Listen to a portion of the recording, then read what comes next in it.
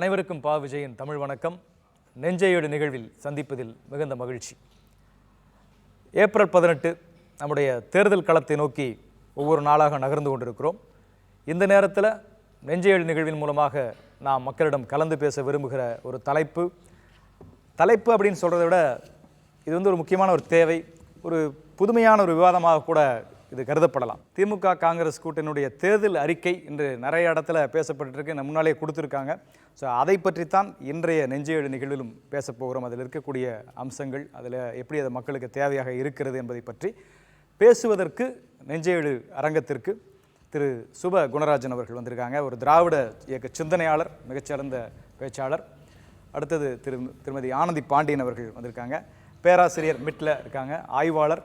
திரு MSS Pandian அவர்களுடைய ஆய்வுகளில் நிறைய பங்கேற்ற ஒரு முக்கியமான ஒரு ஆய்வறிஞர் என்று சொல்லலாம். அதேபோல் அடுத்தது கருணாநிதி அவர்கள், ஒரு சிறந்த திராவிட இயக்க பேச்சாளர் அப்படின்னு சொல்லலாம். குறிப்பாக பிற்படுத்தப்பட்ட தாழ்த்தப்பட்ட சமூகத்தினுடைய உரிமை குரலுக்காக நிறைய குரல் கொடுத்த ஒரு மனிதர். இந்த மேனிஃபெஸ்டோவை பார்த்துருப்பீங்க, நிச்சயமாக கேள்விப்பட்டிருப்பீங்க, படிச்சிருப்பீங்க. இந்த தேர்தல் அறிக்கை இதுக்கு ஒரு பெயர் சூட்டணும் அப்படின்னா ரொம்ப ஷார்ட்டாக இதை படித்தோன்னே இதுக்கு இப்படி ஒரு பெயர் வைக்கணும்னு எனக்கு தோணுச்சு அப்படிங்கிற மாதிரி உங்களுக்கு என்ன தோணுது? உயிர்ப்பிக்கப்படும் இந்தியா நான் பேர் வைக்கிறேன். ஏன்னா 5 வருடமாக இந்தியாவை பின்னோக்கி தள்ளப்பட்ட ஆட்சி தான் இருந்தது. நான் என்ன நினைக்கிறேன்னா, இப்போ இந்த மேனிஃபெஸ்டோ ஒரு சீராக்கல் அப்படின்னு நான் சொல்ல முடியும். நல்லா இருக்கு அந்த வார்த்தை, சீராக்கல். ஏன்னா இப்போ கடந்த ஆட்சியில் நடந்தது, நம்ம ஸ்டேட்லேயும் சரி சென்ட்ரல்லையும் சரி நிறைய குளறுபடிகள், நிறைய அவலங்கள், குழப்பங்கள், மக்களுக்கு உண்டான நிறைய ப்ராப்ளம் கிரியேட் ஆகிருக்கு. இதெல்லாம் சரி பண்ண வேண்டிய கட்டாயத்தில் அடுத்து வர ஆட்சி இருக்கிறது. இந்த மேனிஃபெஸ்டோ பார்க்கும்போது அதுக்கு உண்டான பாயிண்ட்ஸ் நிறையவே இருக்குது. நான் எப்படி பார்க்குறேன்னா, இது மனக்கண்ணாடி அப்படின்னு நினைக்கிறேன். மனக்கண்ணாடி ஏன் அப்படி நினைக்கிறீங்க? என் மனசில் என்னெல்லாம் நான் நினைச்சனோ, இந்த லாஸ்ட் 5 இயர்ஸ் இதெல்லாம் நடக்கக்கூடாது, இதெல்லாம் இருக்கணும் அப்படிலாம் நானே ஒரு அறிக்கை என்னெல்லாம் தயாரிப்பணும் எனக்கு உள்ள நாலேஜுக்கு, அந்த அளவு ஒரு பாமரமனுக்கு, ஒரு தேர்ட் மேன், ஒரு லேமனுக்கு என்ன உண்டோ அந்த அளவு தயாரிச்சிருக்காங்க. உங்கள் மனசுங்கிறத நான் ஒரு தமிழ் மனசுன்னு எடுத்துக்கிறேன். ஒரு மாநில கட்சி ஒரு நாட்டுக்கு சொல்லக்கூடிய அறிவுறுத்தலை மாதிரி இருக்கிறது. ஒரு மாநில கட்சியினுடைய மெசேஜ் மக்களோட குரலை ரொம்ப அதிகமாக பார்க்கறதுனால மக்கள் குரல்னு பேர் வைக்கலாம், பீப்புள்ஸ் வாய்ஸ். எனக்கு இந்த தேர்தல் அறிக்கைகள் 2 தேர்தல் அறிக்கைகள் பார்க்கும்போது 2 வார்த்தைகள் மனசுக்கு வருது. ஒன்று மீட்சி, இன்னொன்று நியூ டீல். புதிய இந்தியாவுக்கான ஒரு நியூ டீல் தான் இந்த அறிக்கைகள், 2 அறிக்கைகளுமே. இது விவசாயத்துக்கு முக்கியமாக முன்னுரிமை கொடுத்துருக்காங்க.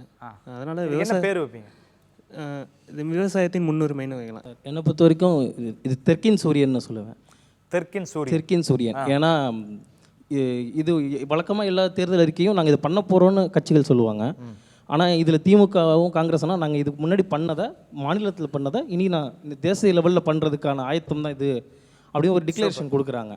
ஸோ அப்படி பார்த்தீங்கன்னா தெற்கில் மட்டும் ஒரு காலத்தில் திமுகவால் சாதிக்கப்பட்டது, இனி இந்தியா முழுக்க பரவுது அந்த ஒளி. நான் இதை நம்பிக்கைன்னு சொல்லுவேன். நம்பிக்கை ஒரு சில இதை படிக்கிற போது தான் நம்ம நினைக்கிறது அப்படியே வரும், நமக்கு ஒரு சந்தோஷத்தையும் தரும். அந்த மாதிரி இந்த தேர்தல் அறிக்கையை பார்க்குறப்போ நமக்கு ஒரு எழுச்சியும் ஒரு சந்தோஷமும் கிடைக்கும், நம்ம நினைக்கிறது நடக்க போகுது அப்படின்ற மாதிரி. அதனால் நம்பிக்கை. சுபகுணராஜன் சார், இந்த காங்கிரஸ் திமுக கூட்டணியுடைய தேர்தல் அறிக்கைக்கு நீங்கள் என்ன பேர் வைப்பீங்க? நான் ஒரு கூட்டாட்சியின் குரல் அப்படின்னு வைப்பேன். அந்த ஒற்றை ஆட்சி முறைக்கு நமக்கான கவுண்டரே கூட்டாட்சி. இந்த காங்கிரஸ் திமுக தேர்தல் அறிக்கையில் ஸ்பெஷல் யூனிக்னஸ், உங்களுக்கு பிடிச்ச, நீங்கள் கவனித்த ஒரு ஸ்பெஷல் என்ன? இப்போ திமுகவுடைய தேர்தல் அறிக்கையாகட்டும், காங்கிரஸ் தேர்தல் அறிக்கையாகட்டும், ரெண்டுமே கல்வி சார்ந்து முக்கியத்துவம் கொடுத்துருக்கப்பட்டிருக்கு. ஏற்கனவே கல்வியை மத்திய அரசுக்கு கட்டுப்பாட்டில் இருந்தது. இப்போ பேருமே காங்கிரஸும் சொல்கிறாங்க, திமுகவும் சொல்லுது என்னென்னா இதை மாநில அரசுக்கு கொண்டு வரணும்னு சொல்லி திருப்பியும் கொண்டு வர்றது இப்போ நல்ல ஒரு ப்ரோக்ரஸாக நான் பார்க்குறேன். ஓகே. ஜென்ரலாக சொல்லுவாங்க வடக்க வாழ்து தெற்க தேயுதுன்னு சொல்லிட்டு இருப்பாங்க. இதை கொஞ்சம் மாட்டினது நம்ம டிஎம்கே காங்கிரஸ் கூட்டாட்சி தான். ஏன்னா கொஞ்ச நாளைக்கு முன்னே நம்ம டிஎம்கேவும் காங்கிரஸும் பவரில் இருக்கும்போது தான் நிறைய இன்ஃப்ராஸ்ட்ரக்சர் ப்ராஜெக்ட்ஸு நமக்கு வந்துச்சு. அதே மாதிரியான நிலைமை இப்போ நம்ம கண்டிப்பாக கிடைக்கும்னு தோணுது. ஏன்னா நம்ம டிஎம்கேல இருக்கிற அறிக்கையில் இருக்கிற சில பாயிண்ட்ஸ் எல்லாம் அது அழகாக அவங்களும் ஆமோதிச்சிருக்காங்க. கரெக்ட். ஸோ அதனால் இந்த பாயிண்ட் எனக்கு ரொம்ப பிடிச்ச பாயிண்டாக இருக்குது. விவசாய கடன் தள்ளுபடி எனக்கு யூனிக் பாயிண்டாக தெரியுது. ஏன்னா இப்போது நேற்று கூட ஒரு விவசாயி என்னோட ஃப்ரெண்டு சந்திச்சேன். அவர் ஐடிலேருந்து போய் விவசாயம் தான் பண்ணியிருக்காரு. ஓகே. கடந்த 3 மாதத்தில் கஷ்டப்பட்டு உழைச்சிருக்காரு. 2.5 லட்ச ரூபாய் இன்வெஸ்ட் பண்ணியிருக்காரு. சீரக சம்பா தான் பயிரிட்டிருக்காரு. இப்போ வித்தது வந்து 1.75 lakhs. ஸோ 75,000 வந்து அவருக்கு வந்து நஷ்டம் தான். அவருக்கு சம்பளமே இல்லை. 75,000 நஷ்டம். அவருக்கும் வந்து உழைப்பும் வீணாக போகுது. இருந்தாலும் கஜினி முகம் மாதிரி என்னைக்கா ஒரு நாள் வின் பண்ணுவோன்னு திரும்ப அவர் வந்து இந்த விவசாயத்தை நம்பி பண்ணுறாரு. இது மாதிரி எத்தனையோ விவசாயிகளுக்கு வந்து விவசாய கடன் தள்ளுபடி பண்ணதை நான் யூனிக்காக பார்க்குறேன். எனக்கு ரொம்ப முக்கியமாக பிடிச்ச அம்சம் என்னென்னா, நம்ம ஊரில் நம்ம அனுபவித்த சமத்துவபுரம்ங்கிற ஒரு திட்டத்தை வந்து இந்தியா முழுக்க விரிவுபடுத்துறது. பெரியார், ஜோதிராவ் பூலே அப்படிங்கிற அந்த பேரில் வந்து அதை வந்து இந்தியா முழுக்க அதை எக்ஸ்டெண்ட் பண்ணணும் அப்படிங்கிறது. திமுக தேர்தல் அறிக்கையில் வந்து மாநில அரசு அலுவலகங்கள் இல்லாமல் மத்திய அரசு அலுவலகங்கள் உயர்நீதிமன்றத்தில் வந்து தமிழை வந்து இணை அலுவல் மொழியாக சேர்க்கணும் அப்படின்னு சொல்கிறது. நம்ம மாநிலத்தை தாண்டி என்னோடய மொழி போக போகுது அப்படின்னு நினைக்கிறப்ப அது எனக்கு ரொம்ப ஈர்ப்பாக தெரிஞ்சது. இன்னொன்று, காங்கிரஸோட தேர்தல் அறிக்கையில் பார்க்கும்போது அவங்க நீதிமன்றத்துக்குள்ளே இடஒதுக்கீடை கொண்டு வருவோன்னு சொல்லியிருக்காங்க. ஓபிசி பெண்களுக்கான இடஒதுக்கீடு. வெறும் வழக்கறிஞர்களாலே வளர்ந்த ஒரு அரசியல் கட்சிகளை கொண்ட மாநிலம். உச்சநீதிமன்றம்னு போகிறப்போ வந்து அங்கே வேறு வழக்கறிஞர்கள் வாதாடுறது, நம்மளோட ஹேண்ட் அங்கே கொஞ்சம் கம்மியாக இருக்க மாதிரி எனக்கு தோணுச்சு. ஸோ இந்த திட்டம் வந்து எனக்கு ரொம்ப ஈர்ப்பாக தெரிஞ்சு. சுபகுணராஜன் சார், நீதிமன்றத்தில் இடஒதுக்கீடு இது எவ்வளோ முக்கியமானது? இன்றைய உச்ச நீதிமன்றத்தில் ஒரு தலித் நீதிபதி கூட இல்லைன்றதுலேருந்தே நம்ம இதை பேசலாம்.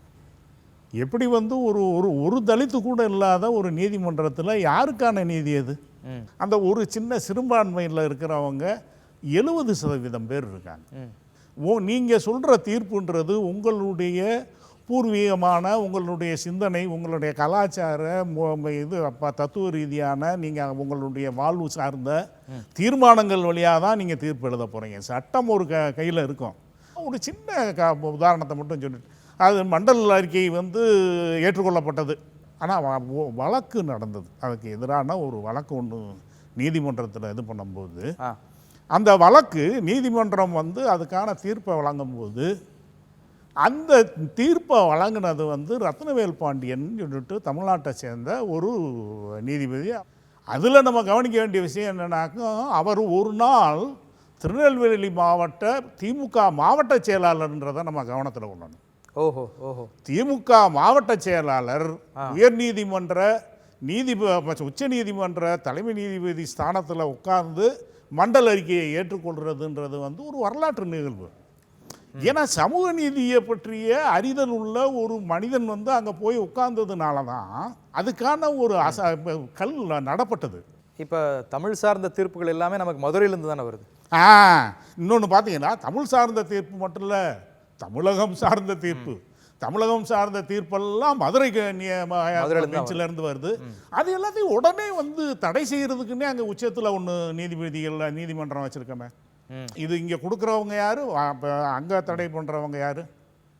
அப்போ அங்கே வந்து இதே இந்த இன்ட்ரெஸ்டட் குரூப் அங்கே இருந்ததுன்னா அது செய்ய முடியாதுல்ல. இந்த தேர்தல் அறிக்கையில் உங்களுக்கு தனித்துவமாக உங்களுக்கு பிடிச்சது?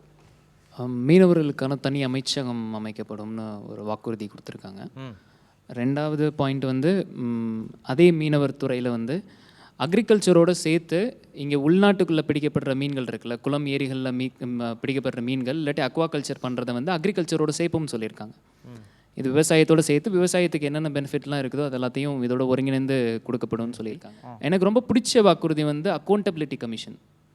கவர்மெண்ட்டு ஒரு வேலையை செய்யலை அப்படின்னா நீங்கள் கவர்மெண்ட் வந்து அக்கௌண்டபிலிட்டிக்கு கொண்டு வந்து நிப்பாட்டுற அந்த கமிஷனை வந்து உருவாக்கும் அப்படின்னு இந்த வாக்குறுதியில் இடம்பெற்றிருக்கு. ஸோ அது வந்து ஒரு முக்கியமான வாக்குறுதியை நான் பார்க்குறேன். இந்த மீன்வளத்துறை சொன்னீங்க இல்லையா, அது எவ்வளோ முக்கியமானது?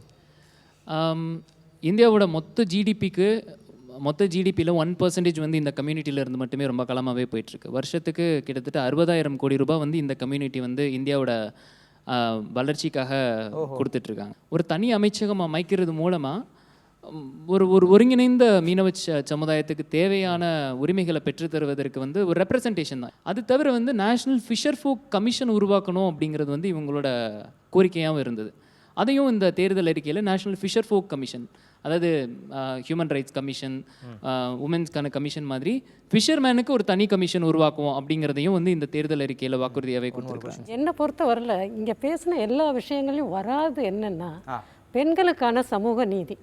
இந்த பெண்களுக்கான சமூக நீதியை 2 மேனிஃபெஸ்டோவும் ரொம்ப டீட்டெயிலாக பேசுகிறாங்க. இந்த 33% ரிசர்வேஷனுங்கிறத ஆட்சிக்கு வந்தோடனே நாங்கள் செயல்படுத்த போகிறோம், கான்ஸ்டியூஷன் அமெண்ட்மெண்ட்டை உடனேவே இம்ப்ளிமெண்ட் பண்ண போகிறோம் அப்படிங்கிறது காங்கிரஸினுடைய டைம் லைன் மேனிஃபெஸ்டோவில் இருக்கிறது.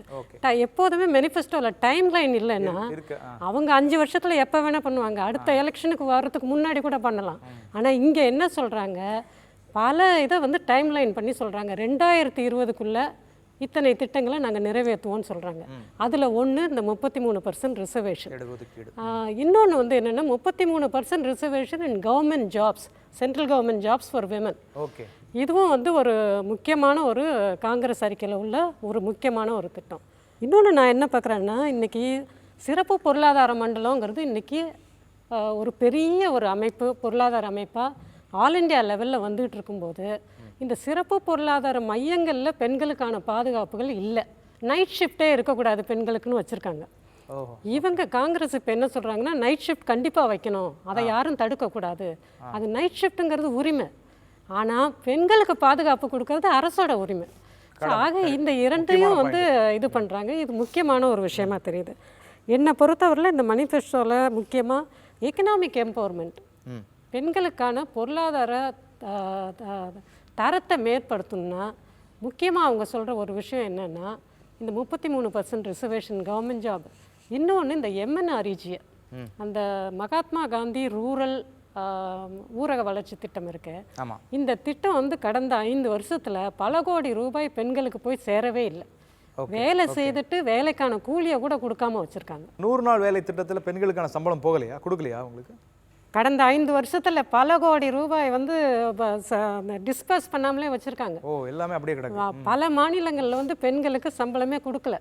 இதை பற்றிய ரிப்போர்ட்டெல்லாம் என்ன ரீசன்? அதுக்கு ரீசன் என்ன? ரீசன் வந்து நிதி ஆயோக் வந்ததுலேருந்தே பிளானிங் கமிஷனே இல்லாமல் ஒழிச்சத்தில் எந்தவித அலோகேஷனும் டிஸ்பர்ஸில் இல்லாமல் போயிடுச்சு. மெக்கானிசமே இல்லை. நிதி ஆயோகை ஒழிக்கணும்னு 2 பேருமே சொல்கிறாங்க. திமுகவும் சொல்கிறாங்க, காங்கிரஸும் சொல்கிறாங்க. தமிழகத்தில் வந்து கிட்டத்தட்ட 65 முதல் 70% இருக்கிற பிற்படுத்தப்பட்டவர்களான கோட்டா வந்து சீட்டு இருக்குது. எதில் இருக்குன்னா மத்திய அரசு அலுவலகங்களில் இருக்குது, பொதுத்துறை அலுவலகங்களில் இருக்குது. ஆனால் அந்த கோட்டா வந்து ஃபில் பண்ணாமே இருக்குது. அப்படி ஃபில் பண்ணியிருந்தா கூட அது எங்கே ஃபில் பண்ணுறாங்கன்னா lower level clerical jobs, lower level official ஜாப்ஸில் மட்டும் தான் ஃபில் பண்ணுறாங்களே தவிர அவங்கள வந்து ப்ரொமோட் பண்ணுறதுக்குமே வந்து அதில் ஒரு டிஸ்கிரிமினேஷன் இருக்குது. அந்த விஷயத்தை வந்து காங்கிரஸ் வந்து தொட்டிருக்காங்க.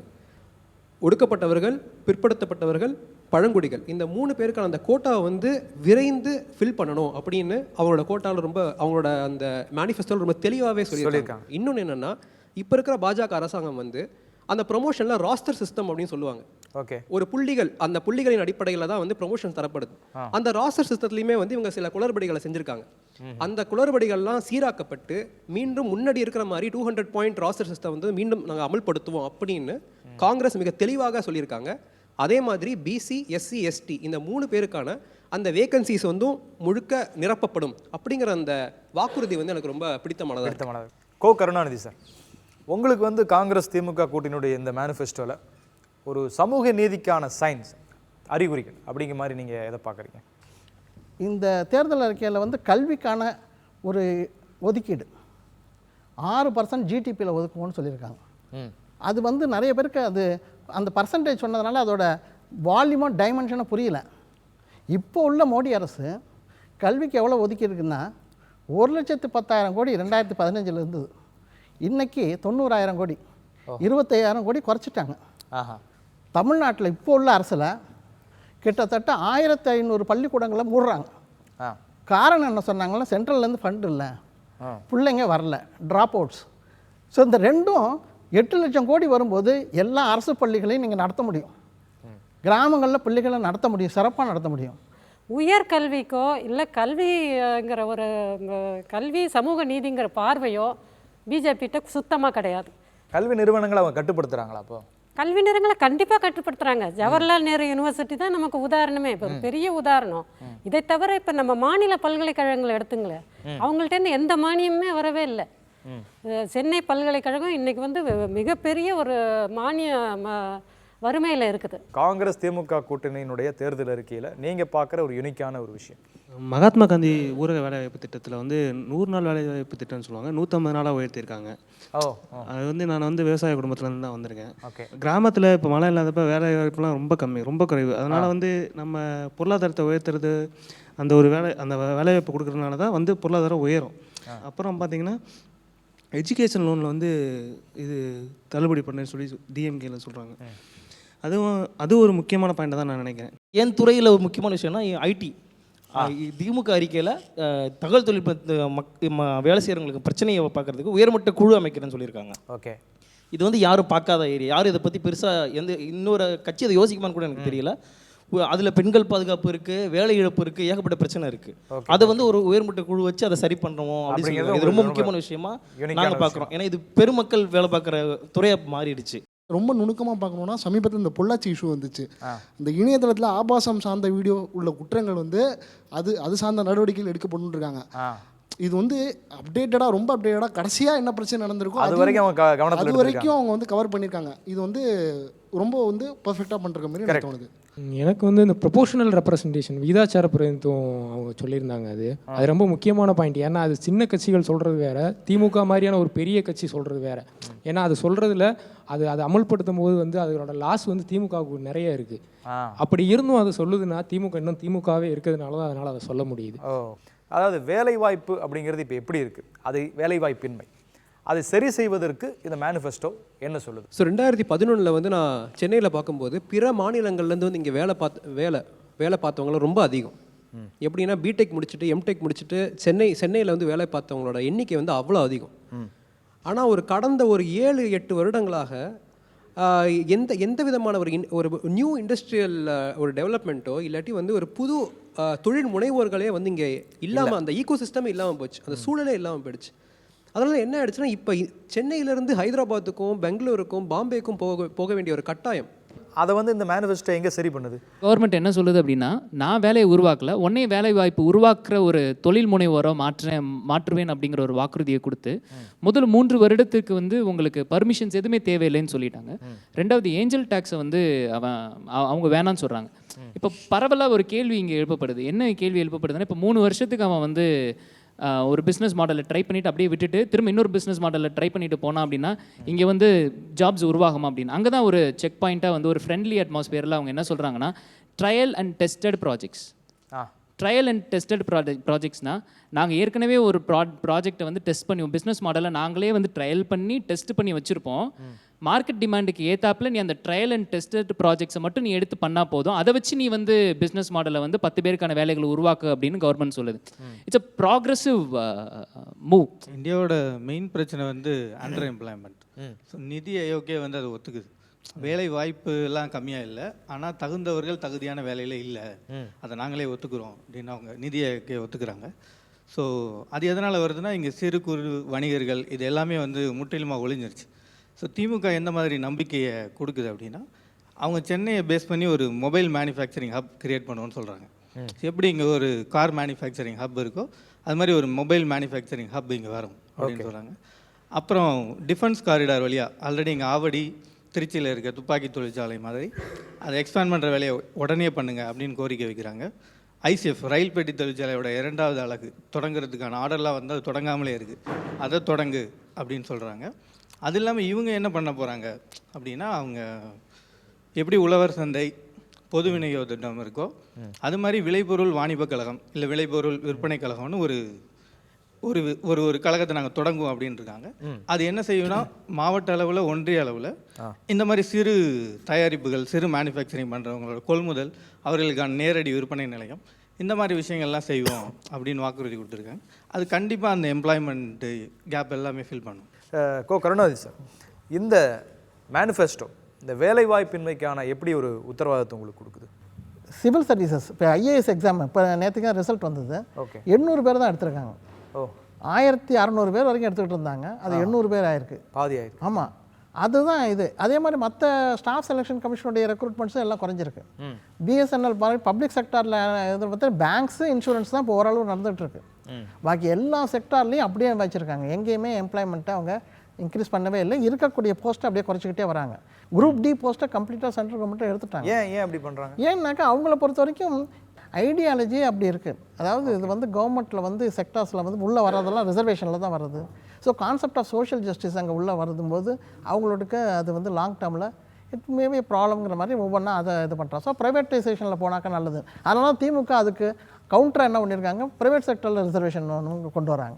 ஓகே, இந்த மேனிஃபெஸ்டோவை பொறுத்த வரைக்கும் கல்ச்சரல் ரீதியாக என்ன அம்சம் உங்களை கவர்ந்துருக்கு? என்ன கவனிக்கிறீங்க அதில்? என்னை ரொம்ப அப்செட் பண்ண விஷயம் வந்து கீழடி ஆராய்ச்சியை வந்து மூடினது. அதை வந்து திரும்பி எடுத்து மேற்கொள்வோன்னு சொன்னது வந்து எனக்கு கொஞ்சம் சந்தோஷம் கொடுக்குற ஒரு விஷயம். எனக்கு மத்திய அரசினுடைய ஒன்றிய அரசினுடைய நோக்கம் என்ன? அது ஒரு அகழ்வாராய்ச்சி நடத்தினாங்க. அதில் வந்து ஆராய்ச்சியில் பல அரிய பொருட்கள் கிட்டத்தட்ட இப்போ கூட வந்து கார்பன் டேட்டிங்கில் பின்னாடி போயிட்டே இருக்குது. அவங்க வந்து ஒரே ஒரு இதுதான் இது வந்து ஒரு அன்அஃபிஷியலான செய்தி தான். அவங்க கேட்டாங்களா, என்ன இவ்வளவு ஆராய்ச்சி பண்ணுறீங்க, 2500 வருஷம்னு சொல்கிறீங்க, ஒரு சாமி சிலை கூட கிடைக்கலையே அப்படின்னும் போது, ஏன் நீங்கள் இப்போ சொல்லிக்கிட்டு இருக்க சாமிகளுக்கும் 2000 வருஷம் பழமையே கிடையாதுன்றது தாங்க அது நிரூபிக்குதுன்னு எழுதிட்டாங்க. ஓகே, இதுதான் அவங்களுடைய பிரச்சனை. என்னன்னு சொல்லி கேட்டிங்கன்னா, 2500 வருஷம் பழமை இல்லாத இருக்கிற பிரச்சனை ஒரு இதை வந்து நம்ம எப்படி அதை அங்கீகரித்தோம்னா, இதுதான் தமிழர்களுடைய கலாச்சாரம். ஏற்கனவே இந்தியாவில் நாங்கள் தான் எங்களுடைய கலாச்சாரம் வேறன்னு சொல்லிட்டு இருக்கிற ஒரு இனத்தை இதுக்கு மேலேயும் அங்கீகரிக்கிறதுன்றது வந்து பெரிய சிக்கல் இல்லை. இங்கே இருக்க மத்திய அரசு நிறுவனங்கள்லாம் வந்து 90% அந்தந்த மாநிலங்களில் சேர்ந்தவங்களை பணியமர்த்தணும் அப்படின்னு சொல்லியிருக்காது. ஏன்னா இன்னைக்கு நிலைமையில் பார்த்தீங்கன்னா எல்லாமே ஃபுல் அண்ட் ஃபுல் நார்த் இந்தியாவிலேருந்து எல்லாமே வந்துருக்கு. ஸோ அந்த டைமில் வந்து அவங்க அதை சொல்லியிருக்கிறது வந்து ரொம்ப ஓகே சிறப்பான. அடுத்து அப்புறம் செம்மொழி மாநாட்டில் சொன்ன மாதிரி கன்னியாகுமரியிலையும் பூம்புகார்லேயும் வந்து அகழ்வாராய்ச்சி பண்ணணும்னு சொல்லியிருக்காங்க தேர்தல் அறிக்கையில். அப்புறம் வந்து கீழடி அகழ்வாராய்ச்சி ரொம்ப முக்கியமானது. அங்கேயே வந்து மியூசியம் அமைப்போம், அருங்காட்சியம் அங்கேயே அமைக்கப்படும்னு சொல்லியிருக்காங்க. அது ரொம்ப முக்கியமானது. நம்மளுக்கு எப்படி அக்ரிகல்ச்சர் ஒரு முக்கியமான ஒரு தொழிலோ, விவசாயம் உழவு தொழிலோ, அதே மாதிரி நெசவு தொழிலுக்கு வந்து ஃப்ரீ பவர் கொடுக்குறேன்னு சொல்லியிருக்காங்க. கணபதி, இந்த கடந்த 5 வருஷமாக என்ன ஆயிடுச்சுன்னா, இந்த அரசாங்கம் நம்மளை ரொம்ப போலரைஸ் பண்ணிடுச்சு. நீ ஹிந்துனா ஹிந்து, தமிழன்னா தமிழன், நார்த் இந்தியன்னா நார்த் இந்தியன். நீ உனக்காக மட்டும் பேசு, நீ உன்னோட பிரச்சனையை மட்டும் பேசு, இன்னொருத்தங்க பிரச்சனைக்கு நீ பேசக்கூடாது. நீ வந்து உன்னோட ரைட்ஸ் மட்டும் தான் பேசணும். நீ பேசுனீன்னா ஹிந்துவாக தான் பேசணும், இல்லை முஸ்லீம்னா முஸ்லீமாக பேசணும், நீ பணக்காரனா பேசு. இந்த மாதிரியான சூழல்லே நம்மளை வச்சுருந்தது. இந்த 2 தேர்தல் அறிக்கையுமே வந்து அதை பிரேக் பண்ணி முறையாக ஒரு இன்க்ளூசிவாக நீங்கள் ஏழைகளை பற்றி பேசுங்க, விவசாயிகளை பற்றி பேசுங்க, உங்களுடைய வளர்ச்சியை பற்றி பேசுங்க அப்படின்னு நம்மளோட மைண்டை அப்படியே திருப்பி போட்டுருக்கு. ஸோ இதுதான் நான் வந்து ஒரு பெரிய கல்ச்சுரலாக இவங்க இந்த ரிவர்ஸை பார்க்குறேன் நான். அப்படி இந்த மேனிஃபெஸ்டோவை பொறுத்த வரைக்கும் இதில் ஒரு புதிய ஒரு அம்சமாக இருப்பது அப்படின்னு பார்த்தீங்கன்னா நியாய், குறைந்தபட்ச ஊதியத்தை வந்து கொடுப்பது அப்படிங்கிறது. இந்த நியாய திட்டத்தை பற்றி என்ன நினைக்கிறீங்க? அடிப்படையில் வந்து ஒரு எக்கனாமிக் தெரிஞ்சவங்களுக்கு தெரியும், மேலே இருக்கிற பணம் கீழே வந்ததுனா தான் அவங்களோட ஸ்பெண்டிங் கெப்பாசிட்டி இன்க்ரீஸ் ஆகும். ஸ்பெண்டிங் கெப்பாசிட்டி இன்க்ரீஸ் ஆச்சு அப்படின்னா திரும்ப அந்த பணம் வந்து கவர்மெண்ட்டுக்கே ரிட்டர்ன் ஆக போகுது. இது ஒரு சுழற்சி முறை தான். ஸோ வேலைவாய்ப்புகள் உருவாக்க முடியாத ஒரு சமூகத்தில் வந்து அவனோட தேவைகளை பூர்த்தி செய்வதற்காக, இல்லாட்டி அந்த வேலைவாய்ப்புகளை உருவாக்குற வரைக்கும் அவனோட அடிப்படை ஆதார தேவைகளை பூர்த்தி செய்வதற்காக ஒரு குறைந்தபட்ச ஆதரவு விலையை இல்லாட்டி ஒரு வருமானத்தை அவங்களுக்கு கண்டிப்பாக கொடுக்கணும் தான். இதில் முக்கியமான ஸ்பெஷல் ஃபீச்சர் வந்து அது உமனோட பேங்க் அக்கௌண்ட்டில் போடுவோன்னு சொல்கிறது தான் ஒரு ஸ்பெஷல் ஃபீச்சரும் கூட. இப்போ இது பாசிபிள் இல்லைன்னு சொல்கிறாங்களே, அவங்களுக்கு உங்களுடைய பதில் என்ன இருக்கும்? இதே 100 நாள் வேலைவாய்ப்பு திட்டம் வந்து முன்னாடி இருக்கிற யூபிஏ அரசாங்கத்தால் கொண்டு வரும்போது இதே கேள்விகள் முன்வைக்கப்பட்டது. ஓகே, இது சாத்தியம் இல்லையா, இதற்கான பொருளாதாரத்தை நீங்கள் உங்களால் உருவாக்க முடியாதுங்கிற கேள்வி இருக்கும்போது அப்போ ரொம்ப சிம்பிளாக பதில் சொன்னாங்க, எங்களால் உருவாக்க முடியும். அதை சாத்தியப்படுத்தி அந்த 100 நாள் வேலைவாய்ப்பு திட்டத்தை வந்து உலக வங்கியால் பாராட்டப்பட்ட ஒரு திட்டமாக மாறுச்சு. 100 நாள் வேலைவாய்ப்பு திட்டம் வந்து உலகத்திலே மிகச்சிறந்த திட்டம் அப்படின்னு உலக வங்கி பாராட்டிட்டு போச்சு. அதே பதில திரும்ப இங்கே கொண்டு வைக்கிறாங்க. குரோனிக் கேபிட்டலிசமோட விளைவு தான் வந்து இங்கே இருக்க எக்கனாமிக் இன்இக்வாலிட்டி. எல்லா வளர்ந்த நாடுகளுமே இதை ஃபேஸ் பண்ணிட்டு தான் இருக்குது. ₹1 பர்கர் விற்க வேண்டிய நிலைமை இன்னும் யூஎஸில் இருக்குது. ஸோ அந்த மாதிரி வளர்ந்த நாடுகள் இதை எப்படி சரி பண்ணுறாங்கன்னா, இந்த மாதிரி யூனிவர்சல் பேசிக் இன்கம் வந்து அவங்க அந்த மக்களுக்காக கொடுக்குறாங்க. அந்த திட்டம் இந்தியாவுக்கு இவங்க நியாய வழியாக வர்றது வழியாக ஏழை மக்கள் அவங்களுடைய அடிப்படை தேவைகளை பூர்த்தி செய்வதற்கு இது கண்டிப்பாக அந்த இன்இக்வாலிட்டியை வந்து இது பேலன்ஸ் பண்ணும். நீங்கள் கேட்டிங்க இதை எப்படி இம்ப்ளிமெண்ட் பண்ணலாம் அப்படின்னு சொல்லிட்டு. அதுக்கு வந்து ராகுல் காந்தி தெளிவாக சொல்லியிருக்காரு. இது வரதுக்கு முன்னாடி நான் வந்து பெரிய கன்சல்டன்ட்லாம் நான் வந்து கன்சல்ட் பண்ணேன், அவங்களால பண்ண முடியும். அதை வந்து mister Raghuram Rajan previous governor வந்து ஆமாம் என்கிட்ட கன்சல்ட் பண்ணாங்க, இட் கேன் பி பாசிபிள்னு சொல்லியிருக்காரு. ஸோ நம்மளுக்கு எதுவும் தெரியாது, ஏன்னா நான் எக்கனாமிஸ்ட் இல்லை. பட் ஆனால் இந்தியாவோட பெரிய எக்கனாமிஸ்ட்டே சொல்லும்போது கண்டிப்பாக பாசிபிள்னு நினைக்கிறேன். நம்பர் 2 என்ன நினைக்கிறேன்னா, இந்த 6000 ரூபாய் கொடுக்கறதுனால என்ன ஆகும் அப்படின்னா அவங்களோட வேலைப்பளு கம்மியாகும், அந்த குழந்தைகள் நல்லா வளர்க்கலாம். இன்னொன்று என்னென்னா, நாங்கள் தைரியமாக கேட்கலாம், கவர்மெண்ட்டே 6000 மினிமம் கொடுக்கும்போது நீங்கள் எப்படி இப்படி கம்மியாக கொடுக்கலாம் அப்படின்ட்டு. ஸோ தட் ஒரு 10,000 எனக்கு கொடுங்க அப்படின்ட்டு. ஸோ தட் நான் என்ன நினைக்கிறேன்னா, 6000ங்கிறது ஒரு 100 நாள் வேலை வாய்ப்பு திட்டம் அப்படி தானே உயர்ந்துச்சு. ஸோ அப்போ வந்து 6000 வந்து ஒரு பெஞ்ச் மார்க் ஆயிரும். ஸோ எனி ஜாப் இன் தமிழ்நாடு இருக்க இந்தியா மினிமமே 6000 சேலரி ஆயிரும். இந்த தேர்தல் அறிக்கை அடுத்த கட்ட தமிழ்நாட்டுக்கு எந்த விதமான நம்பிக்கை தருது? இவங்க வந்து கன்சர்ன் பண்ணியிருக்க அந்த பகுதிகள் எல்லாமே ஒரு முக்கியத்துவம் வாய்ந்த ஒரு பகுதிகளாக இருக்குது. இந்த விவசாயம் சார்ந்த இளைஞர்கள், அதாவது அந்த விவசாய குடும்பத்திலேருந்து வர இளைஞர்களுக்கு வேலை வாய்ப்பு அப்படிங்கிறத பற்றி யாருமே இதுவரை பேசினதில்லை. ஸோ அதனால் காங்கிரஸ் என்ன சொல்லியிருக்காங்க அப்படின்னா, இந்த விவசாய குடும்பம் சார்ந்த இளைஞர்கள், அதாவது இந்த விவசாய குடும்பத்தில் இருந்த இளைஞர்களுக்கு வருடம் 10,000 வேலை கொடுப்போம் அப்படிங்கிற மாதிரியான அறிக்கையை அவங்க கொடுத்துருக்காங்க. ஸோ இது வந்து அடுத்த கட்டத்துக்கு போகும் அப்படின்னா, அந்த விவசாய குடும்பத்திலேருந்து வர ஒரு இளைஞன் ஒரு 10,000 பேருக்கு வருஷத்துக்கு வேலை கிடைக்குது அப்படின்னும் போது தான் ஒரு வேலைக்கு போனோன்னா ஆட்டோமேட்டிக்காக அவனோட குடும்பத்தை ஈ கேன் ஹேண்டில். ஸோ அந்த விவசாயம் சார்ந்து வர தற்கொலைகள், அங்கே ஏற்படுற அந்த பிரச்சனைகளுக்கு ஸோ முக்கியத்துவம் கொடுக்க நம்ம வந்து ரொம்ப ப்ராப்ளம் நடக்காது. அடுத்த கட்ட தமிழகம், இந்தியா இதற்கான வளர்ச்சியாக இந்த மேனிஃபெஸ்டோவில் என்ன ஹோப் இருக்குது? சென்னை தான் தமிழ்நாட்டில் வளர்ந்துருக்கு, அதை தாண்டிய வளர்ச்சி இல்லைன்ற ஒரு பார்வை வந்து எப்பயுமே இருக்குது. திமுக அவங்க தேர்தல் அறிக்கையில் முதல் முறையாக ஒரு ஹிஸ்டாரிக்கல் ட்ரேடு ரூட்ஸ் இருக்கு இல்லையா, நாகப்பட்டினம், தஞ்சாவூர், திருச்சி, கோயம்புத்தூர், பாண்டிச்சேரியிலிருந்து செஞ்சி, திருவண்ணாமலை, கிருஷ்ணகிரி, ஓசூர், பெங்களூர், அதுக்கப்புறம் திருச்சி, ராமேஸ்வரம், அது வழியாக தூத்துக்குடி, அதுக்கப்புறம் இங்கே இருக்க திண்டுக்கல், தேனி, கம்பம், இந்த மாதிரி எல்லா நகரங்களையும் இணைக்கக்கூடிய சாலை வசதிகள், ரயில்வே திட்டங்கள், இது எல்லாத்தையுமே லிஸ்ட் அவுட் பண்ணியிருக்காங்க. ஸோ இது என்ன பண்ணணும்னா, இந்த சென்னையை தாண்டிய சிறு நகர வளர்ச்சியை வந்து அதிகப்படுத்தணும்னு நினைக்கிறேன். செல்வபிரகாஷ், இங்கே வந்து 2 கட்டமாக வந்து தமிழ்நாடு வந்து முன்னேறி வந்திருக்கு. ஒரு படிக்காத சமூகத்தை படித்த சமூகமாக வந்து ரிசர்வேஷன் பாலிசி மூலமாக, இல்லாட்டி அவங்களுக்கான எக்கனாமிக்கல் ஒரு சமூக நீதி பார்வையில் வந்து படிக்காத சமூகத்தை படித்த சமூகமாக மாற்றி கொண்டு வந்துச்சு. அப்புறம் அவங்களுக்கான வேலைவாய்ப்புகளை ஏற்படுத்தி கொடுப்பதுக்காக வந்து கலைஞரும் வந்து இங்கே ஒரு பெரிய தொழில் புரட்சியவே உண்டாக்குனார். ஐடி துறையில் வந்து ஒரு தொழில் புரட்சி உண்டாக்குனார். பட் இந்த 10 ஆண்டு ஒரு 8 ஆண்டு காலத்தில் அந்த தொழிற்புரட்சி வந்து அடுத்த கட்டத்தை நோக்கி நகரலையோ அப்படிங்கிற ஒரு ஏக்கம் இருந்துக்கிட்டே தான் இருக்குது. அது டிரான்ஸ்ஃபர் ஆகலை. இந்த திமுக தேர்தல் அறிக்கையும் காங்கிரஸ் தேர்தல் அறிக்கையும் அது திரும்ப உத்தரவாதம் படுது. நான் உன்னை தொழில் முனைவோராக உருவாக்குவேன், உனக்கு ஜாப் ஆப்பர்ச்சுனிட்டிஸை நான் உருவாக்கி கொடுப்பேன், நீ உருவாக்கிய மாநிலத்தில் எல்லாருமே படித்த இளைஞர்களாக இருக்கிறாங்க, அவங்களுக்கான வேலைவாய்ப்புகளை உருவாக்கி கொடுத்து அவங்கள மிடில் கிளாஸ்லேருந்து அப்பர் மிடில் கிளாஸை மாற்றுவேங்கிற ஒரு வாக்குறுதியை வந்து அதில் எல்லாத்துலேயுமே கொடுக்குற மாதிரி ஐ ஃபீல். ஆனந்தி பாண்டியன், போன காங்கிரஸ் மேனிஃபெஸ்டோவில் பார்த்தீங்கன்னா இப்போ rights to information, rights for education, அந்த மாதிரி ரைட்ஸ் சம்மந்தமான விஷயங்கள் நிறையா வந்து இம்ப்ளிமெண்ட் பண்ணாங்க. இந்த மேனிஃபெஸ்டோ பொறுத்த வரைக்கும் அந்த ரைட்ஸில் நீங்கள் என்ன பார்க்குறீங்க? ஆர்டிஐயை நம்ம ரிவ்யூ பண்ணணுங்கிறாங்க. ரைட் டு இன்ஃபர்மேஷன் ஆக்ட், அது வழியாக இதுவரைக்கும் தகவல் அறியும் சட்டத்தை பயன்படுத்துபவர்கள் குற்றவாளியாக ஆக்கப்பட்டிருக்கிறார்கள், இல்லது அவங்களே விக்டிமைஸ் பண்ணுற ஒரு நிலைமை இருக்கிறத மாற்றணும். அதுக்கு தனியான ஒரு அமைப்பு மானிட்டர் பண்ணோம்.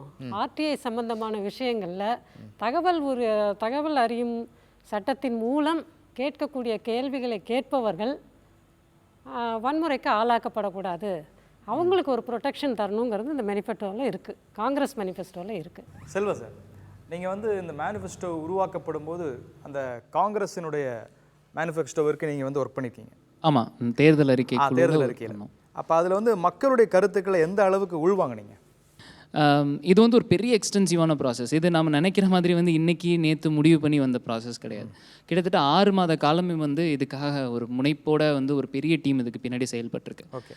இந்தியா முழுவதுமே வந்து 20 கேட்டகரிக்கு கீழே வந்து ஒரு குரூப் ஃபார்ம் பண்ணி, அந்த கேட்டகரி 20 கேட்டகரி வந்து யூத், உமன், இன்ஃப்ராஸ்ட்ரக்சர், அப்புறம் north eastern states, internal security, அப்புறம் ஃபாரின் அஃபேர்ஸ், ஆர்மி அப்படின்னு பல்வேறு தரப்பட்ட டாப்பிக்கு கீழே வந்து இந்தியா முழுவதுமே 174 கன்சல்டேஷன்ஸ் வந்து நடந்திருக்கு. இதெல்லாத்தையும் கன்சாலிடேட் பண்ணதை தவிர்த்து இணையதளம் மூலமாக, வாட்ஸ்அப் மூலமாக, மெயில் மூலமாக 1.5 லட்சம் பரிந்துரைகள் மட்டுமே காங்கிரஸோட மேனிஃபெஸ்டோக்காக கொடுத்துருக்காங்க. டிஎம்கேவும் வந்து கருத்துக்களை கேட்டு தான் மேனிஃபெஸ்டோ ப்ரிப்பேர் பண்ணுது, காங்கிரஸும் கருத்துக்களை கேட்டு தான் மேனிஃபெஸ்டோ பண்ணுது. இது ஒரு பெரிய எக்ஸ்டென்சிவான ப்ராசஸ். கருணாநிதி சார், தமிழகத்தினுடைய அடுத்த கட்ட பாய்ச்சல் என்னவாக இருக்கு? இப்போ இருக்கக்கூடிய ஆட்சி, தற்போதைய ஆட்சி என்ன எப்படி கொண்டு போயிட்டுருக்குன்னா எல்லாமே ஒற்றை ஆட்சி, எல்லாமே சென்ட்ரலைஸ்டு. இன்னும் சொல்ல போனால் எல்லாமே பிரைம் மினிஸ்டர் ஆஃபீஸ் தான் முடிவு பண்ணுது இந்திய நாட்டோட அத்தனை விஷயங்களையும். அதை வந்து கம்ப்ளீட்டாக மாற்றி டீசென்ட்ரலைஸ் பண்ணுறது இந்த மேனிஃபெஸ்டோவில். எல்லாமே மாநிலங்களை நோக்கி நாங்கள் நகர்த்துறோங்கிறாங்க. இன்னும் சொல்ல போனால் அவங்களுடைய ஃபஸ்ட்டு டைம் காங்கிரஸ் மேனிஃபெஸ்டோவில் இப்படி ஒரு வார்த்தையே வந்திருக்கு. Congress feels that states the Indian people cannot be managed by the central government alone அப்படின்னு சொல்கிறோம். ஏன்னா they are nearer to the பீப்புள்னு போடுறோம். இப்படி ஒரு வாசகம் வந்து காங்கிரஸ் கட்சியிலேருந்து வந்திருக்குங்கிறது பெரிய சேஞ்சு. ஸோ சென்ட்ரலைஸருங்கிறத டீசென்ட்ரலைஸ் கொண்டு வர்றது பெரிய விஷயமா இருக்குது. அந்த டீசென்ட்ரலைஸ் வரும்போது தமிழ்நாட்டுடைய கோரிக்கை தான் அது, திராவிட இயக்கத்துடைய கோரிக்கை தான் அந்த மாநில சுயாட்சிங்கிறது. அதை நோக்கி தான் இந்த காங்கிரஸுடைய தேர்தல் அறிக்கையும் இருக்கும்போது நம்ம ஏற்கனவே ஒரு எக்ஸ்பெரிமெண்ட் பண்ணி அதில் சக்ஸஸ்ஃபுல்லாக இருக்கிறோம். நிறைய ஃபேக்டர்ஸில் ஹெல்த் கேர், எஜுகேஷன் எல்லாத்துலேயுமே நம்ம முன்னாடி வந்துக்கிட்டு இருக்கும்போது மாநிலங்களுக்கான நிதி ஒதுக்கீடு எல்லாமே அதிகமாக வரப்போகுது, கல்வியிலே நிதி ஒதுக்கீடு அதிகமாக வரப்போகுதுன்னு இந்த அறிக்கை வழியாக தெரியும் போது அதை பார்த்திங்கன்னா தமிழ்நாட்டோட பயன் ஏற்கனவே இருக்கக்கூடிய அனுபவத்தை வச்சு எல்லா துறையிலையும் நம்ம வேகமாக கொண்டு போகக்கூடிய வாய்ப்பு இருக்கும்போது தம்பிகள்லாம் சொன்ன மாதிரி நம்ம வந்து இந்தியாவில் பிற மாநிலத்தோடு ஒப்பிட வேண்டிய அவசியமே இருக்காது. நம்ம ஒப்பிட வேண்டியதை ஐரோப்பிய நாடுகள், இப்படி முன்னேறிய நாடுகளோட ஒப்பிட வேண்டிய அவசியம் இருக்கும். அந்த அளவுக்கு ஒரு பெரிய பாய்ச்சல் உண்டு பண்ணும். அருமை. சுபகுணராஜன் சார், ஒரு எமோஷனலான ஒரு கேள்வியா, இன்னும் கொஞ்சம் நெருக்கமான ஒரு கேள்வியா, கிட்டத்தட்ட ஒரு 40 ஆண்டுகளாகவே திமுக ஒரு சின்ன சின்ன கனவாக செதுக்கி கொண்டிருந்த விஷயங்கள் எல்லாமே இப்போ காங்கிரஸ் வந்து ஒரு மேனிஃபெஸ்டோ மூலமாக ஒரு வாக்குறுதியாகவே அதை வந்து கொடுத்துருக்குறாங்க.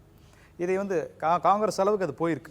இப்போ அது வந்து பக்கத்து மாநிலங்கள்லாம் கூட சேர்ந்து அதை ஃபாலோ பண்ணுற, திமுக கொள்கையை ஃபாலோ பண்ணுற அளவுக்கு அதை வந்திருக்காங்க. இதை உங்களுடைய பார்வையில் என்னவா பார்க்குறீங்க? இது என்னவா உணர்றீங்க? நிச்சயமாக அது வந்து ஒரு பெருமிதமாக இது என்னுடைய பெரியாருக்கும் அண்ணாவுக்கும் கலைஞருக்குமான ஒரு பெரிய ஒரு ஒரு ஒரு என்ன கைதட்டல் கிடைக்கிறதாகத்தான் நான் பார்க்குறேன். என்னென்னா அவங்களுடைய நூற்றாண்டு உழைப்புக்கு இன்றைக்கி வந்து அதுக்கு ஒரு அங்கீகாரம் கிடைத்திருக்கு. அதுவும் வந்து அந்த காங்கிரஸ் நம்ம 100 வருஷமாக போராடணும். அந்த காங்கிரஸோட வந்து நம்ம ஒன்றும் எப்பயுமே நட்பு சக்திகள் இல்லை. அவங்களோட முரண்பட்டு, அவங்களோட போராடி, அவங்களோட உறவாடி, அவங்களோட போராடி இங்கே ஒரு இடத்துக்கு கொண்டு வந்திருக்கோம். அந்த 120 வருஷத்து கட்சியை ஒரு இடத்துல வந்து அவங்களோட நம்ம டேர்ம்ஸ்க்கு கொண்டு வந்து ஏதோ ஒரு இடத்துல நம்மளை புரிஞ்சுக்கிற ஒரு கட்சியாக மாற்றிருக்கிறோம். இந்த கட்சி மட்டும் இல்லை, இதை இங்கே பக்கத்தில் இருக்கிற சந்திரபாபு நாயுடு அதை பேச வச்சுருக்கோம், வேறு தேவகவுடாவுடைய ஜனதாதளம் பேச வச்சுருக்கோம். அதாவது ஒரு மாநிலங்களினுடைய உரிமைன்றதை ஒரு பெரிய ரிவோபரேட், அது ஒரு பெருசாக வந்து இந்த இந்தியா முழுசும் பரபரப்பாக அது வந்து அறியப்படுறதுக்கான காரியத்தை தொடர்ந்து செஞ்சது. உண்மையாகவே இன்னமும் சொன்னால் இளைஞர்கள் தான். இந்த பாருங்கள், இவ்வளவு பேர், இவங்க யாருமே எனக்கு நல்லா தெரியும், இவங்க யாருமே திமுக ஆட்கள் கிடையாது. திமுகவில் உறுப்பினர் அட்டை வச்சுருக்கவங்கலாம் கிடையவே கிடையாது. ஆனால் இப்படியான இளைஞர்கள் வந்து இந்த தமிழ்நாட்டில் இப்போ ஒரு பெரிய கூட்டமே உருவாகியது. இவங்க வந்து இந்த திராவிடம்ன்ற செய்தியை, இந்த திராவிடம்ன்றது இது ஒரு ஐடியா தானே, இது யாருக்கும் எதிரான செய்தி இல்லையா, யாரையும் எதிர்த்து சொல்கிறது இல்லை. யார் வேணாலும் திராவிடம், நான் திராவிடன் இல்லைன்னு சொல்கிறவனுக்கு தான் அது பிரச்சனை. அது நம்ம என்ன பண்ண முடியும்? நான் இல்லைன்னு சொல்கிறவன் அவன் தான் அதை மேனேஜ் பண்ணிக்கிறணும். மதவாதம், இந்து பாசிசம் நம்ம இந்த தலைவர் சொன்ன மாதிரி நம்ம ஒன்றும் இந்துக்களுக்கு எதிரானவங்க இல்லை.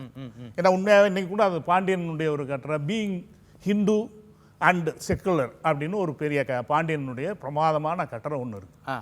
திமுகவை வச்சு அவர் வந்து திமுக திராவிட இயக்கத்தை வச்சு எப்படி வந்து இந்துவாகவும் இருக்கிறான், அதே நேரத்துக்கு சமய சார்பற்றவனாகவும் இருக்கிறது. மத சார்பின்மையோட இந்துவாக எப்படி வாழ்கிறது அப்படின்றதுக்கு வந்து திமுகவினுடைய மாதிரி தான் இன்றைக்கி இந்தியாவிலேயே ப்ரெசன்டபுளான மாதிரின்னு ஒரு 20-25 வருஷம் இருக்குமா அந்த கட்டுரை, இதுக்கு முன்னாடியே எழுதின ஒரு கட்டுரை. அது அன்றைக்கி கூட நான் வலைப்பதிவில் ஏற்றிருக்கேன். என்னென்னா அதுதான் திமுக வந்து யாரோட, பெரியார் யாரோட வேலை பார்த்தாரு? பெரியார், குன்றக்குடி அடிகளார், இந்த பக்கம் வந்து இஸ்லாமியர்கள். எப்படி நீங்கள் வந்து ஒரு நாத்திக கட்சி, நாத்திகவாத கட்சி எப்படி இத்தனை சமயவாதிகளையும் உள்ளே கொண்டு வர முடியும்? அப்போ நம்மளுடைய கட்சி நாத்திகம்ன்றது வந்து நம்மளுக்கு யாருக்கும் எதிரானதல்ல. எல்லா சிந்தனைகளையும் நிதானப்படுத்துகிற ஒரு சிந்தனை, அவ்வளோதான். இப்போ இந்த கார்கா சட்டர்ஜின்னு சொல்லிட்டு வந்து வங்காளத்திலேருந்து இப்போ தொடர்ந்து எழுதிக்கிட்டே இருக்கார். அவர் வந்து எனக்கு மொழி உணர்வையும் எனக்கு வந்து இன உணர்வையும் ஏன் வந்து என்னுடைய மாநில உரிமைகளையும் நான் கலைஞர்கிட்ட இருந்தும் திராவிட இயக்கத்திட்ட இருந்தும் கற்றுக்கிட்டேன்னு இன்றைக்கி வந்து இப்போ வங்காளத்துலேயும் காஷ்மீரில் இருந்தும் உட்காந்து எழுதிட்டு இருக்காங்க. அப்படின்னாக்க இது ஒன்றும் சும்மா விளையாட்டான காரியம் இல்லை.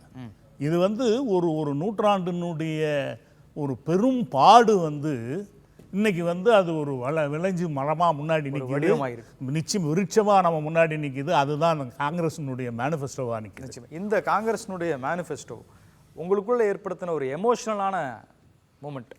அந்த மேனிஃபெஸ்டோ பார்த்தோன்னே தலைவர் கலைஞர் இல்லைன்னு தான் ஒரு எமோஷனாக இருக்கு. ஏன்டா இதுக்காண்டி முதல்ல அவர் முதலமைச்சர் ஆனது அந்த என்டிசி கவுன்சிலில் அவர் பேசுனதுலேருந்து எத்தனை முறை இந்த மத்திய அரசுகிட்ட இதுக்காக பல கமிஷன் அமைச்சவர், பல முறை பேசியவர், அதை எல்லாத்தையும் தாண்டி எல்லாத்தையும் பேசினவருங்கிறத அவர் மேலே வந்த எத்தனை விமர்சனங்கள் அதை எல்லாத்தையும் தாங்கிக்கிண்டு இன்றைக்கி இவ்வளோ பெருமையாக நம்ம எல்லாம் மாநில சுயாட்சி வந்துடுச்சு, எல்லாம் காங்கிரஸோட மேனிஃபெஸ்டோ தூக்கி வச்சு பேசும்போது அப்போ அந்த தலைவர் இன்னைக்கு இல்லையே அப்படிங்கிற ஒரு எமோஷன் ரொம்ப டச் ஆகுது. ஓகே, எனக்கு எமோஷனல் விஷயம்னா ஒரு பர்சனல் இன்சிடென்ட் நடந்தது.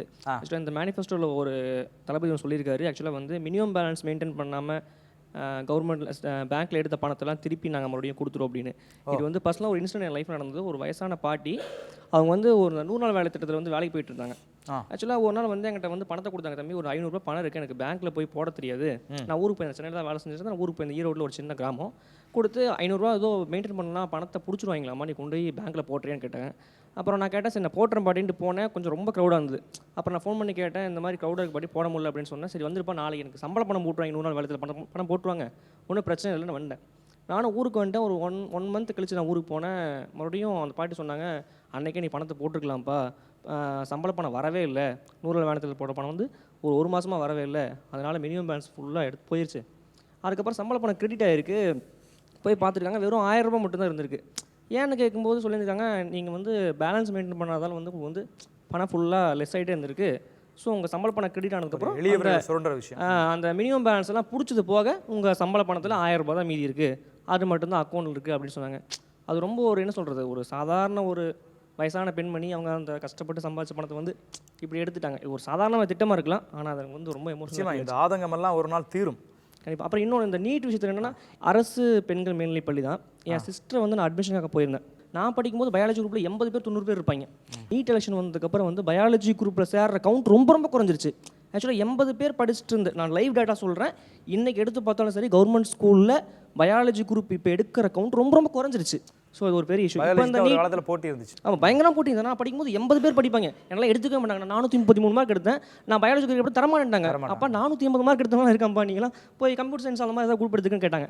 ஸோ அப்படி காம்படிஷன் போட்டு படித்த குரூப்புக்கு இன்றைக்கி சேர்றதுக்கு ஆள் இல்லை. இந்த காங்கிரஸ் டிஎம்கே மேனிஃபெஸ்டோ உங்களுக்குள்ள ஏற்படுத்தின ஒரு எமோஷன் என்ன?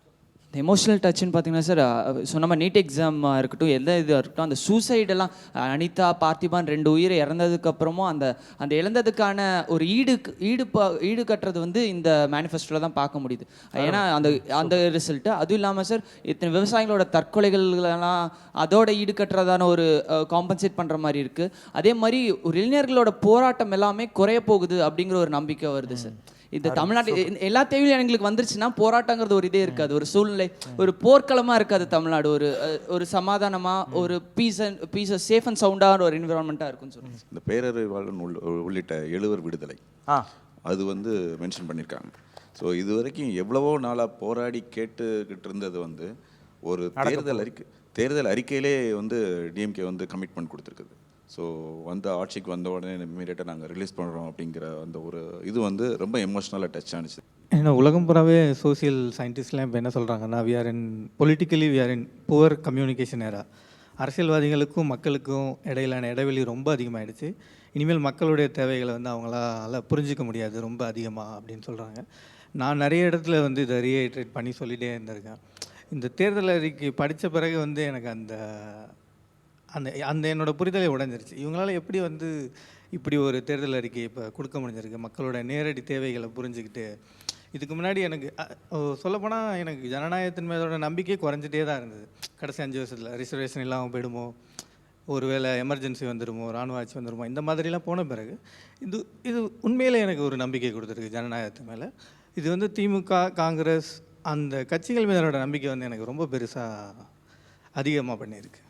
ஒரு திமுக காங்கிரஸ் தேர்தல் அறிக்கை எவ்வளவு பெரிய நுணுக்கமான விளைவுகளை, ஒரு மன எண்ண உணர்வுகளை மக்கள் மத்தியில் ஏற்படுத்தியிருக்கு அப்படிங்கிறதுக்கு இந்த சபை, இந்த மேடை ஒரு சாட்சியாக அமைந்திருக்கும்னு நினைக்கிறேன். இன்னும் திமுகவுடைய வரலாறை பார்க்கும்போது இது ஒரு இடத்தில், ஒரு ராபின்சன் பூங்காங்கிற இடத்துல ஒரு மாலை நேரத்தில் ஆரம்பிக்கப்பட்ட ஒரு சிறிய கூட்டத்திலிருந்து ஆரம்பிக்கப்பட்ட ஒரு புள்ளியாக ஆரம்பிக்கப்பட்ட ஒரு கட்சி, அந்த புள்ளியான அழுத்தங்களாலேயே வளர்ந்து இன்றைக்கு இந்தியாவெங்கும் ஒரு மிகப்பெரிய விஸ்வரூபமாக வியாபித்து நிற்கிற ஒரு வளர்ச்சியும், ஒரு இந்தியாவுடைய ஒரு நெரட்டிவாக அது மாறி இருக்கு அப்படிங்கிறது ஒரு சாதாரணமான விஷயம், ஒரு மிக அற்புதமாக போற்றப்பட வேண்டிய ஒன்றாகத்தான் நான் கருதுகிறேன். அந்த அழுத்தத்தினால்தான் அன்றைக்கு ஜவஹர்லால் நேரு, அதாவது இந்தி கொள்கையின் மீது பிடிப்போடு இருந்த ஜவஹர்லால் நேரு அவர்கள் இங்கே பேச வர்றார், இங்கே உரையாடலுக்கு சம்மதிக்கிறார்.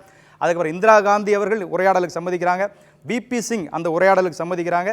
இன்று ராகுல் காந்தி அவர்களும் அந்த உரையாடலுக்கு சம்மதித்து இந்த கூட்டறிக்கை, தேர்தல் அறிக்கை என்பது உருவாகி இருக்கிறது. ராகுல் காந்தி அவர்கள் திருச்சி பொதுக்கூட்டத்தில் பேசும்போது ஒரு புத்தரிடமிருந்து உதாரணத்தை சொல்றார். அதாவது ஒரு அரசனுக்கான தகுதி என்ன அப்படின்னா, அவனுக்கு ஒரு நதியினுடைய ஓசை கேட்கணும், ஒரு தாவரத்தினுடைய ஓசை கேட்கணும் அப்படிங்கிறார். ராகுல் காந்திக்கு இப்போ மாநிலத்தினுடைய ஓசை கேட்டிருக்கிறது. அதனுடைய வெளிப்பாடு தான் அவருடைய பேச்சாக நாம் எடுத்துக்கொள்ளலாம். திமுக காங்கிரஸ் அறிக்கை சேர்ந்து கூட்டணியாக வெளியிட்ட இந்த மேனிஃபெஸ்டோவில் இருக்கக்கூடிய உண்மை நிலையை புரிந்து கொண்டு மக்கள் ஒரு மாற்றத்தை கொண்டு வர வேண்டும். மாற்றத்தை விரும்புகிறது நெஞ்சே எழு. மீண்டும் சந்திப்போம். நன்றி, வணக்கம்.